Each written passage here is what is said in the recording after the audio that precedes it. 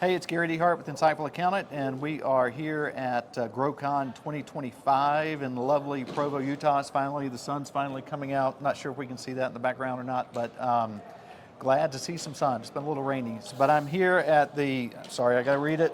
People Processes booth with Rhamy Alejeal. Did I get it right? You nailed yes, it. All nailed right. it. Yeah. 10 times practicing, it works. So, so really just doing booth to booth. Just wanted to just stop by, give you an opportunity just to share, who you are, kind of your background. What do you guys do?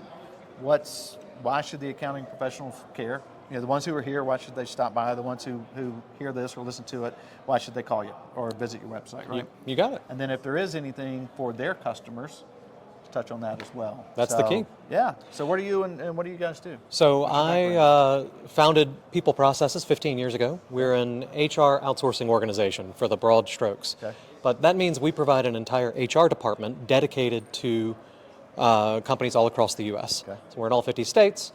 And what we do is we take really good HR professionals, specialists in recruiting, training, onboarding, benefits, compensation design, compliance, payroll, time and labor management, pair them with a graphic designer, videographer, copywriter, because communication is a big part of what we do.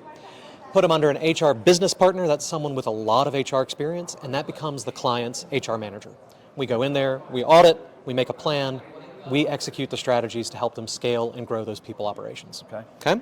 And that's at the accounting firm, or no. would that be at well, the it can be. I do have accounting firm? about 10 accounting clients. They're Okay. they're larger. They have 30 to 50 employees Okay. in those accounting spaces.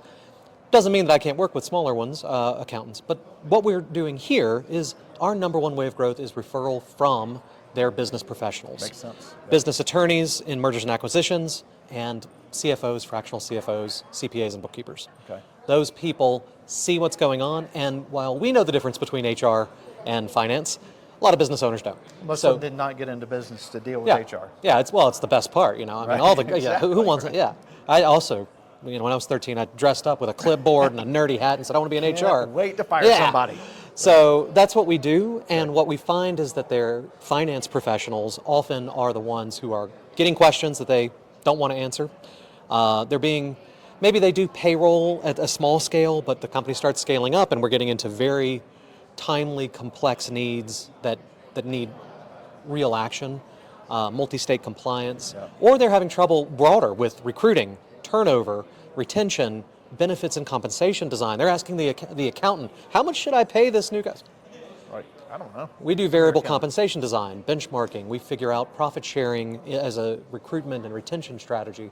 All the things needed to grow that people side of your business. Okay. So we have a referral program. We can either pay the accountant. Sometimes they like that. Sometimes they don't because they don't want that conflict. We do a bill credit with the accountant's name all over it on our invoicing. You work with them, you get a discount with us. And we also do joint marketing. So we do marketing credits. So we have accountants where we literally do their entire Christmas gifting budget.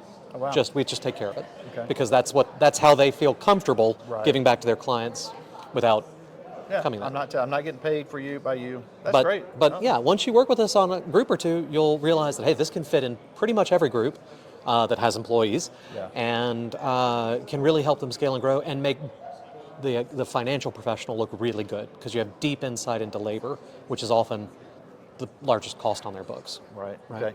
Yeah, and I think as a business owner, right, I didn't get into, we were joking a minute ago, but I didn't get into business to worry about HR stuff. Yeah. And we're small, so we don't really have to worry about that right now. But there are a lot of pitfalls that companies can fall into if they don't manage HR well. That's right. Everything we do falls into two broad categories: risk mitigation and return on labor. So we go in there, and sometimes there's just enough burning fires, red flags. You don't pay overtime. You're in California, haven't done a sexual harassment training. Really, it's the 20% easy stuff that gets you 80% of the way there. And we knock that out quick. Risk mitigation. If you're a small business owner and you ever want to sell, you want to be acquired, you want to have a real growth path where you can one day exit this business, employee liability is not something you want trailing you. Yeah. If you classify employees as independent contractors incorrectly, that haunts you for years. And what will happen is at acquisition, company's not going to want your company. It's going to want your assets, your employee list. You're going to kill your multiplier because you aren't straight for it. That's one reason business attorneys bring us in. So risk mitigation has a positive, better multiple when you sell, and a negative, don't go to jail or lose your business. Right? Great. And then return on labor, that's your main expense. So if I can, turnover is very costly. If I can have every employee in your company stay 6 months longer than they would have otherwise, while maintaining motivation on average, right? That is a huge savings. If you're cutting your turnover from 25% to 15%, that's basically saving you an entire employee a year. Wow. It's a big deal. And I'm talking about in a 10-man shop. It's a big deal. Much less the 30, 40, 50s. Most of the clients we work with, we start at 10. We can do 7, 8 if there's, if they're growing. But 10 is really where we start. Average that comes to us is in the 30s to 50s, and then our average client actually has 90 employees, but they've been with us so long that they grew to that. They don't come to us at 90 a lot of times. Yeah, and that was a question I was going to ask. So like if a accounting pro hears this, they're like, oh, I've got clients, but I don't think they're going to fit. So all the way down to like 7 is kind of the... We have like a venture company, a venture capital company, that they start clients with us. Because they're like, this is what you're going to need to scale. They know from day one they're going to need 300 employees to accomplish their vision. No problem. So I've taken on clients with 3, but they have a strong vision to grow. Sure. Step 1, you got to figure out how to make your product sell, get the market, get the money flowing in, and keep focused on that. And as that starts piling up and you need people behind you, go ahead and call me up. It's okay if you only got 3 or 5 people, but it's more around 7 to 10. Yeah. Okay. Anything that we hadn't touched on? It was pretty good encapsulation, kind of nutshell of what you guys do.